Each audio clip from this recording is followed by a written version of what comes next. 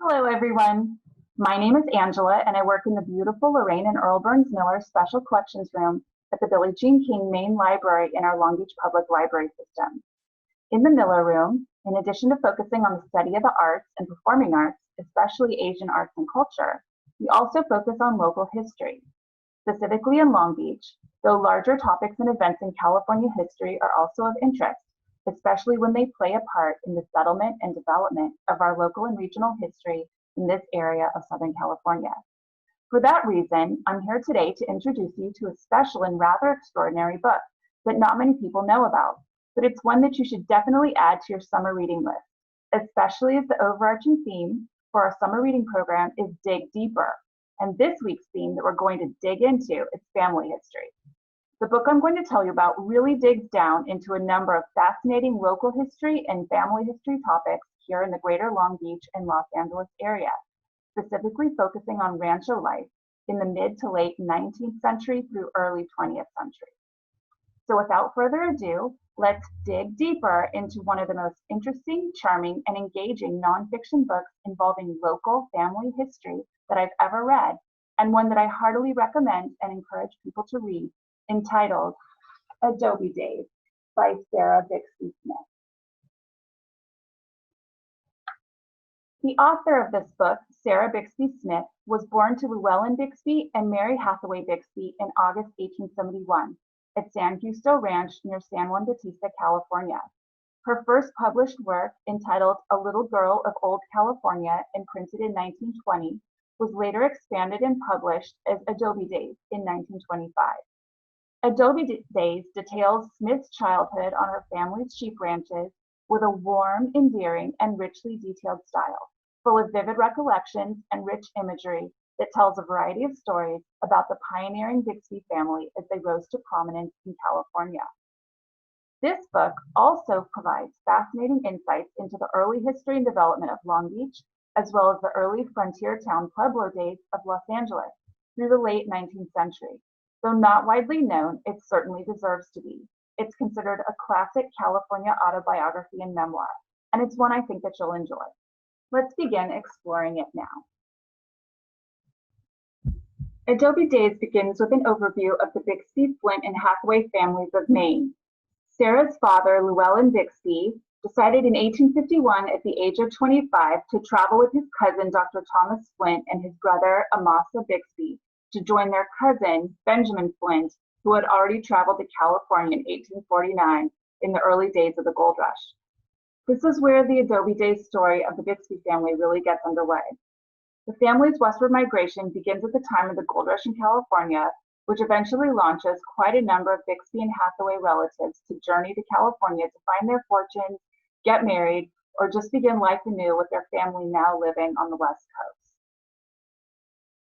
Llewellyn, his brother and cousin, took a steamship down the Atlantic coast to Panama in 1851, crossed the isthmus, and journeyed up the Pacific coast to San Francisco, where they disembarked and traveled to the boomtown of Volcano, where their relative Benjamin Flint was working, near Sutter's Mill, where gold was first discovered.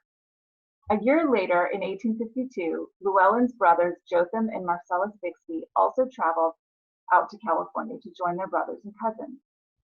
Ultimately, the Bixbys and Flints are examples of people who came to the gold fields to strike it rich, but ended up seeing more opportunities in other areas of work that would be more lucrative than gold mining, such as working in trades that supplied gold miners and the boom towns growing up around the gold mining industry, where they worked as butchers in the mercantile business, selling provisions, and raising livestock. To explain some of the early history pertaining to the Bixby's gold rush activities in Northern California, including their eventual move to sheep ranching activities in the Central California area, and then down to Rancho Los Cerritos and Rancho Los Alamitos, in what eventually became Long Beach, let's take a look at this video, which provides a broad overview of the family's activities from the gold rush onward. James Marshall discovered gold at Sutter's Mill near Sacramento. The gold rush began, and people came from all over the world to look for riches. Few miners became wealthy. Prices for food and housing were high, The work was not easy, and gold was hard to find. Some men made more money by becoming merchants and supplying miners with things they needed to live.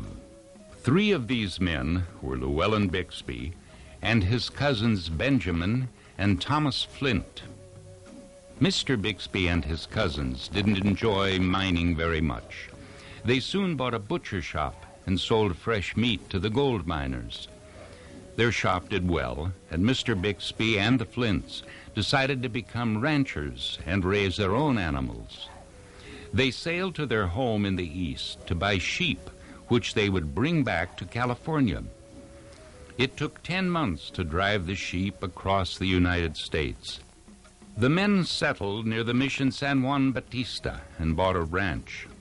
Twice a year they sheared the wool off the sheep and sold it to merchants in San Francisco. They also sold some sheep for food. In 1861, the Civil War broke out. Clothing factories in the Northeast could not buy cotton from the South since they had become enemies. They started buying more wool from sheep ranches in California, and men like Mr. Bixby and the Flints were able to expand their businesses. Mr. Bixby and his cousins needed more land for their sheep. Ranchers in Southern California were selling their land very cheaply because several years of bad weather, in which there was either too much rain or not enough, had killed most of their cattle. Mr. Bixby and the Flints bought John Temple's land, Rancho Los Cerritos, and brought sheep down from Northern California. Mr. Bixby's brother, Jotham, moved to the rancho to manage the sheep business. Jotham Bixby and his family lived and worked at Rancho Los Cerritos for the next 15 years. Later, as California's population grew, Mr. Bixby gave up ranching and moved to Los Angeles. He sold some of Rancho Los Cerritos to farmers and town developers. The city of Long Beach was built on part of the rancho property. As the video explained, the Bixbys and Flints made enough money working in Volcano that they decided to pool their financial resources. And they became sheep ranchers while undertaking an arduous cross-country journey, herding their first flock of sheep to California from the Midwest in 1852. They formed a partnership called Flint, Bixby and Company and purchased Rancho San Justo in Central California near San Juan Bautista in 1855. They eventually married and started families. Llewellyn's first wife, Sarah Hathaway, passed away not long after they were married and they had no children. So he eventually decided to marry again, this time to Sarah's oldest sister, Mary Hathaway. So she came to Rancho San Justo. This is where Sarah was born in 1871, and in Adobe Days, she describes life growing up around the rancho and in the big Maine-style house that the men built in 1863.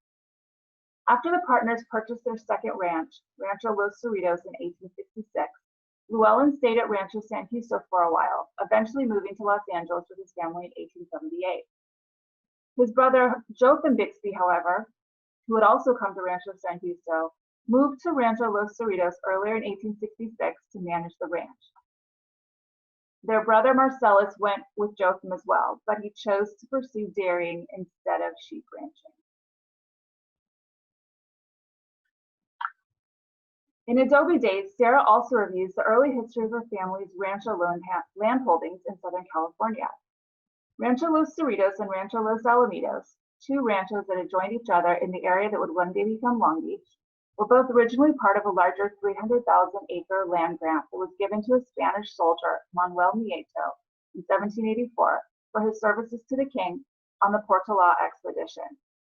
Though the land grant was later reduced to 176,000 acres in 1790, it was still vast in scope. After Nieto's death in 1804, the land was eventually split up into 6 parcels amongst his heirs in 1834 and distributed. Rancho Los Cerritos was purchased in 1843 by John Temple, a wealthy Yankee merchant in Los Angeles who was married to Rafaela Cota, who had family ties to Manuel Nieto de Cota, a daughter and heir of Manuel Nieto. She and her husband owned Rancho Los Cerritos and agreed to sell it to Temple.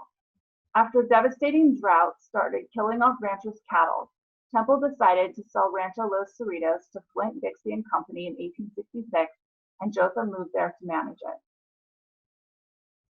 Similarly, Manuel Nieto de Cota's brother, Juan Jose Nieto, owned the adjoining Rancho Los Alamitos. It was sold in 1842 to Abel Stearns, another wealthy Yankee merchant in Los Angeles. And then later it was sold to John Bixby, Jotham Bixby and Company, and Isaiah Hellman, a wealthy financier who helped found Farmers and Merchants Bank. Later, after the death of John Bixby, a portion of the land eventually transferred through his wife Susan to her daughter Susanna Bixby and her son Fred Bixby and his wife Florence. Fred and Florence Bixby were the last owners of the rancho before it was deeded to the city of Long Beach by Bixby heirs in 1968. In Adobe Days, Sarah Bixby Smith dedicates a large portion of her discussion about daily life and activities at the Long Beach area ranchos to Rancho Los Cerritos in particular, where she spent quite a lot of time. From 1866 to 1881, her uncle Jotham lived at Rancho Los Cerritos with his wife, Margaret Hathaway, who was also her mother Mary's and Aunt Martha's sister. John Bixby, another family member, came from Maine to Rancho Los Cerritos and started working there doing carpentry work and learning ranching. He later married Susan Hathaway, yet another Hathaway sister, to marry a Bixby man, and they moved to Wilmington and then Rancho Los Alamitos, where they eventually purchased the land with Bixby's and Hellman as partners. Sarah loved to play with her cousins, especially Jotham and Margaret's son Harry, and she described the house and grounds in detail, as well as rancho activities like sheep shearing and sheep dipping. Among other things, she also mentioned workers, tradesmen, and other people who lived and worked on the rancho or who visited from time to time. Adobe Days contains many interesting references to workers and their activities at Rancho Los Cerritos and Rancho Los Alamitos, such as Basque sheep herders, Mexican ranch hands and vaqueros like Juan Nieto, as well as Roy the Englishman, John Portuguese, a Portuguese man, the Irishman John O'Connor, Chinese peddlers, and the Chinese cooks Ah Ying and Fan at Rancho Los Cerritos, who cooked scrumptious meals for the family and workers around the rancho. This information about various workers and tradesmen at the ranchos is very important, as it represents the existence of diverse cultural groups living, working, and contributing to life on the ranchos in Long Beach at this time. And it gives voice and presence to people who might otherwise go unnoticed or underrepresented in the historical record. On a fun note, this section of the book was perhaps my favorite, with all the descriptions of different foodstuffs, special meals, and food preparation being conducted by Ah Ying and Fan, the Chinese cooks, at Rancho Los Cerritos. Sarah Bixby Smith describes the family's meals and their food source supplies in great detail, which I found most interesting, including descriptions of the families and workers' breakfasts, dinners, suppers, and desserts. A lot of food was grown on site at the ranchos, and meat also came from the ranch livestock. Other staple supplies were purchased in Los Angeles. And here in this picture, before I switch slides, I just want to point out on the left, it's Rancho Los Cerritos. In the background, you can see a man in an apron, and that is a Chinese cook. And in the front, in the foreground, it's possibly a Mexican worker. And then on the right side, the photo that we have represents sheep shearers in front of the barn at Rancho Los Cerritos. Now we're going to watch a video about Ah Ying and cooking at the rancho. The Chinese were a major labor force in Los Angeles in the 1870s. Many had come to work the railroads or seek their fortunes in gold.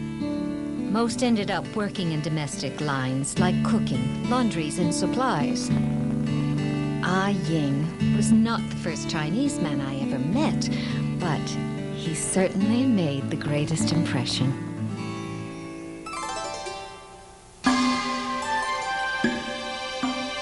I came to the ranch from San Francisco, where I learned to cook American food.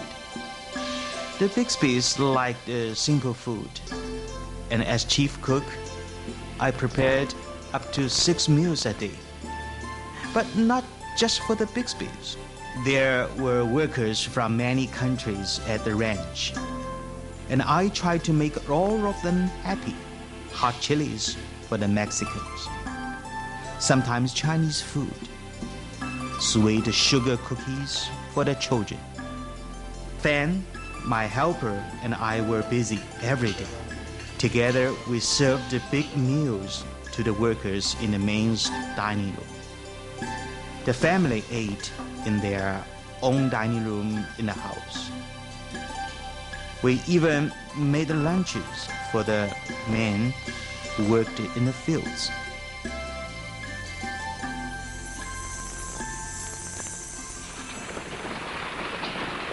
The Bixbys went to Los Angeles to buy supplies 2 or 3 times each month. Mostly staples like flour, sugar, coffee, and beans. We grew many things at the rancher: apples and oranges, grapes and pears. And of course, we always had lamb, chicken, and beef that we raised, and occasionally some fresh game. We had milk cows and made cheese and butter from the fresh milk. The things we did not get in Los Angeles or from the rancher, I could buy from our phone. He came every Thursday in his wagon full of fresh fruits and vegetables. He also brought me news from Los Angeles and from my home in China.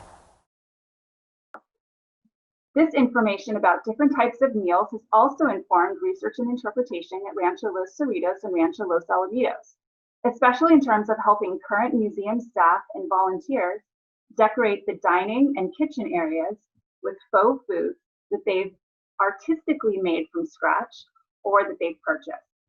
These faux food items pictured here were made by a volunteer faux foodie group at Rancho Los Alamitos. They are very talented.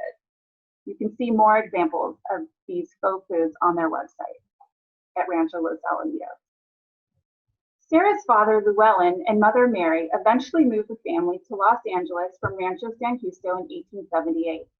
Mary was happy to finally have her own house after living with others at Rancho San Justo, and Llewellyn was able to be closer to Flint Bixby and Company's land holdings and business interests in Southern California that he wanted to oversee.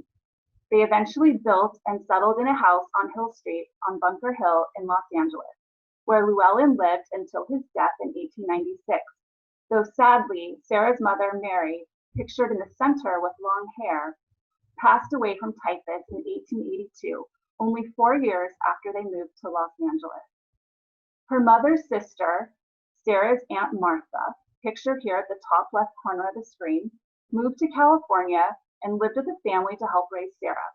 Sarah's grandfather, Reverend George Hathaway, at the bottom left corner of the screen, also left Maine after his wife died and lived at Rancho Los Cerritos as well. Then he moved to the house in Los Angeles.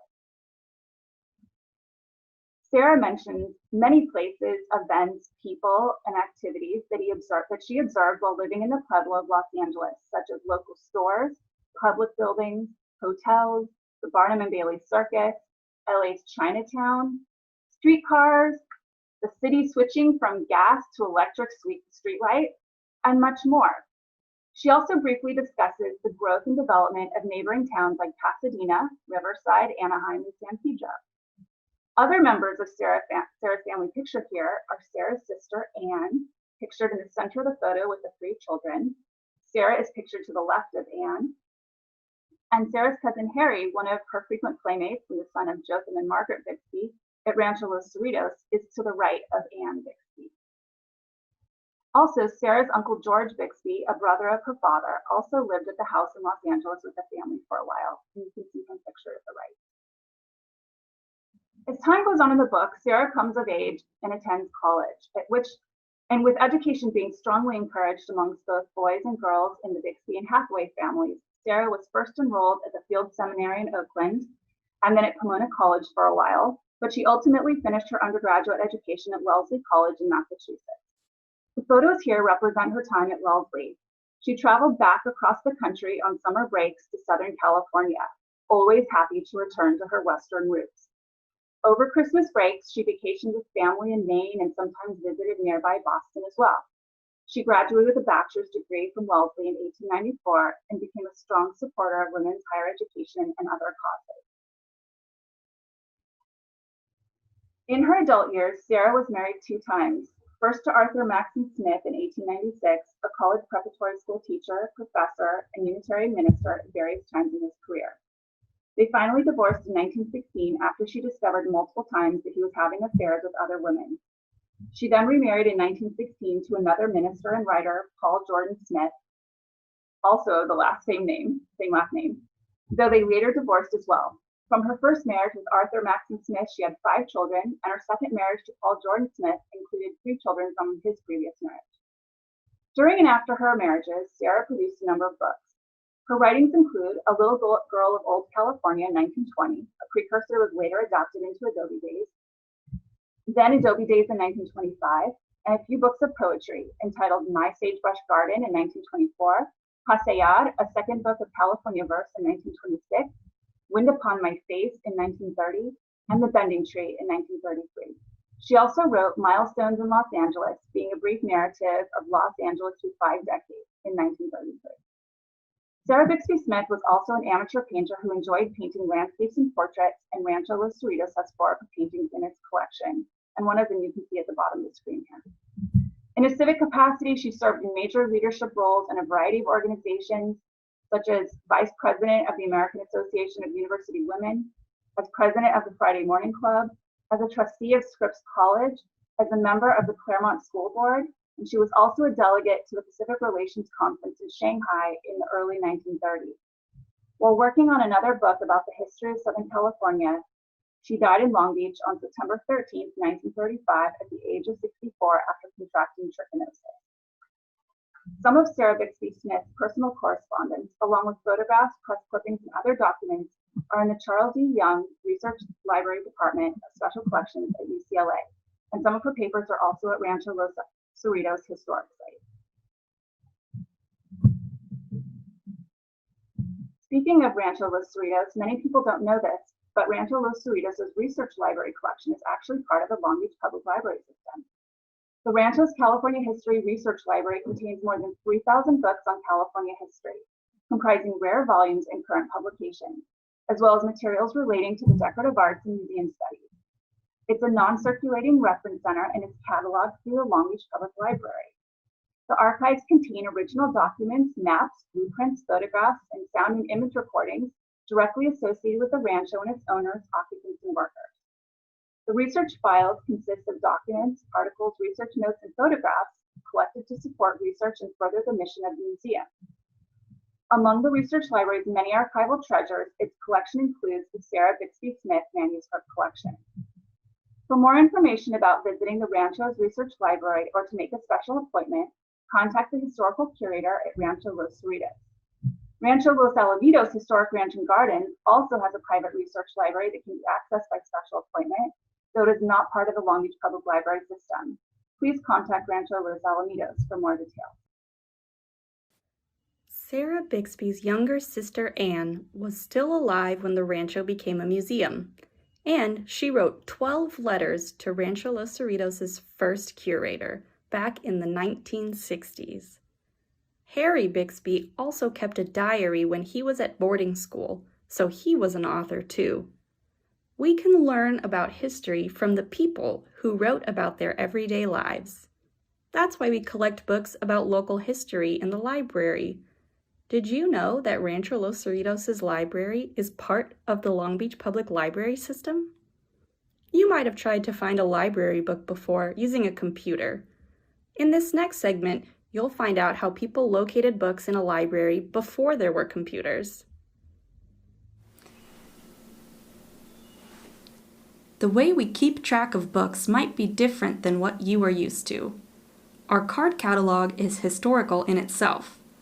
Before there were computers, you'd have to look up your books on paper cards inside the catalog. The cards are organized in alphabetical order within the drawers. For example, if we wanted to look up the book Adobe Days that Sarah Bixby wrote about Rancho Los Cerritos, we would go to the first drawer to look up A for Adobe. When we open the drawer, we then look through the cards until we find the right one. The number on the Adobe Days card tells us where we should look to find that book. So then we just look for the book that has a sticker on it with that number.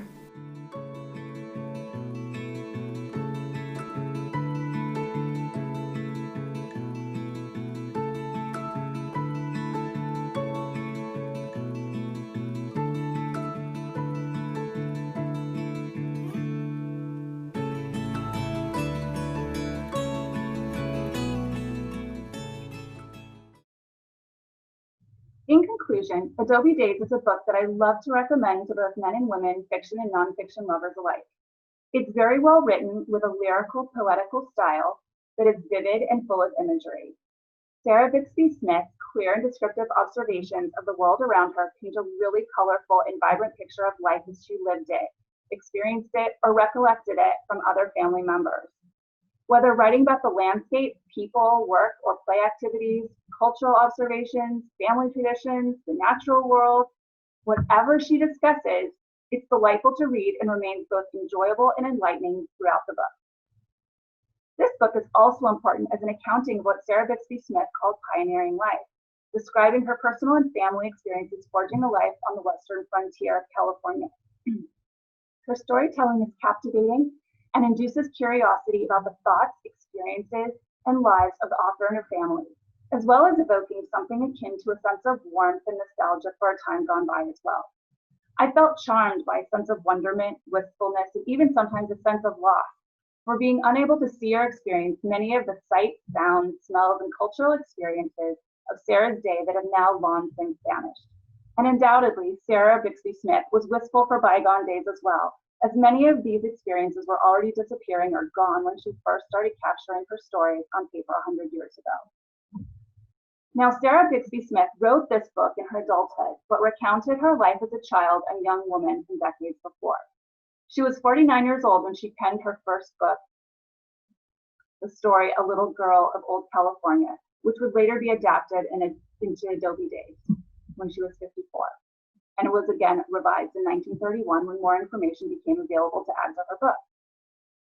So in conclusion, from a historical standpoint, this personal narrative and family history in Adobe Days serves as a valuable educational resource that provides important insight, descriptions, and data points about the lives of a long-standing Bixby family in Long Beach, Los Angeles, and California in general. This book also puts more flesh on the bones of our understanding of the lives of children and women at this time in early Southern California history, while providing helpful tools to launch discussions about notions of childhood and womanhood, family and domestic life, rural and urban life, the rich cultural diversity of people who circled within their orbit in the late 19th century, and so much more. I think this book is one that crosses the divide of gender, age, class, and race, and it's also a relatively short and easy read at about 140 pages. Overall, it's an engaging, endearing, and unforgettable story of California history, especially right here in our backyard, and it paints a fascinating and evocative picture of what rural rancho life and urban town life were like in the early days of Long Beach and Los Angeles. This book will take you on a thoughtfully written, somewhat romantically reminisced, but effectively remembered tale of days gone by in old California that you won't want to put down until it's done. Finally, this is a good time to mention that you can still visit Rancho Los Cerritos and Rancho Los Alamitos today. These rancho properties are owned by the city of Long Beach and operated by private foundations. They're listed on the National Register of Historic Places, featuring beautiful historic house museums, charming and spacious gardens, and delightful gift shops that you can visit. Rancho Los Alamitos even has live farm animals like shire horses, sheep, goats, chicken, ducks, and rabbits that you can see up close in the rancho's barnyard area. Furthermore, if you'd like to purchase your own copy of Adobe Days, you can always purchase these books through the museum's gift shop, which helps support rancho exhibits, operations, and programming. So make sure to call the ranchos or visit their websites before visiting to find out the most updated information about daily hours or tours. Also check out their websites for interesting online exhibits, virtual tours, and other fun and educational programming for adults, teens, and children. So definitely put Adobe Days on your list or reserve a copy today. There's plenty of books in our library system. We also have many other materials about the Bixby family, rancho history, our Long Beach area ranchos, the early history of Los Angeles, and much more. Here are a few that may interest you as well as others pictured on your screen. Rancho Los Cerritos by Loretta Berner. Early Long Beach by Jerry Shipsky. Long Beach's Los Cerritos by Geraldine Nat. Los Angeles from the Days of the Pueblo by W.W. Robinson. And also Port Town by George and Carmela Cunningham. Talks a little bit about the ranchos, but also talks about the history of Long Beach in general. Finally, if you're interested in family history, genealogy, or Long Beach history, look no farther. Because as I mentioned before, one of the central missions of the Miller Special Collections Room at the Billie Jean King Library is to promote study of Long Beach and local area history. We have many resources available in-house to assist patrons and researchers with any topic pertaining to our local Long Beach history, whether it relates to family history and genealogy, researching a historic house or property in the area, finding obituaries, or other local history topics that may interest you. You can also check out our digital resources from your computer or mobile device, such as our LBPL digital archive of historic photographs, as well as historic city directories, historic yearbooks, historic newspapers, and much more. If you're interested in learning more, please don't hesitate to reach out to us in the Miller Room via our website at www.lbpl.org, and you can email a research request to us there, or you can also contact us by phone. So with that, I just want to say thank you for joining me in the summer reading program Book Talk with the Miller Room. I also want to extend a huge thank you to the staff at Rancho Los Cerritos Historic Site, especially the curator, Sarah Fitzgerald, and the education director, Megan McGuire, for graciously and generously providing many of the photographs and images of Rancho Los Cerritos and Sarah Bixby's family that were used in this book talk. And like I said earlier, if you haven't been to the ranchos, you definitely should go. I also want to encourage you to sign up for our summer reading program if you haven't done so already. Go online to longbeach.beanstack.org and register for our reading challenges. That way you can earn prizes for all the reading you're doing this summer. If you've already signed up, enter the code FAMILY into the activities tab of your reading challenge to be able to earn points for watching this video today. All right? So have fun continuing to dive deeper into more summer reading books and topics like this one. Thanks again and happy reading. Bye.